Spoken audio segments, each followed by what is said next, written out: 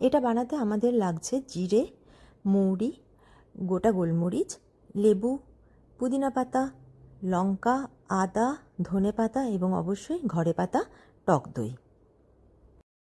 1 teaspoon জিরে, 1 teaspoon মৌরি এবং 2-4টে গোলমরিচ আমরা ড্রাই রোস্ট করে নিয়ে সেটাকে গুঁড়ো করে রাখবো।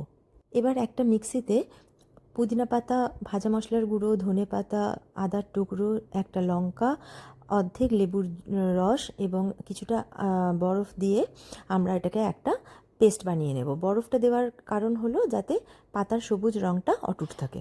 এইবার একটা বাটিতে 3 টেবিল চামচ সমান টক দই, বিট নুন, সাধারণ নুন, তারপর এই পুদিনার মিশ্রণটা দিয়ে খুব ভালো করে এটাকে ফেটিয়ে নিতে হবে। তারপর পরিমাণ মতো জল দিয়ে নুনটাকে স্বাদ মতো অ্যাডজাস্ট করে নিতে হবে। তাহলেই তৈরি হয়ে গেল আমাদের স্পাইসি বাটারমিল্ক বা মশালা ছাঁচ। 1 গ্লাস খেলেই কিন্তু শরীর এবং মন শান্ত হবে, ঠান্ডা হবে। আপনারাও বানিয়ে খান এবং এই গরমে ভালো থাকবেন। বাই।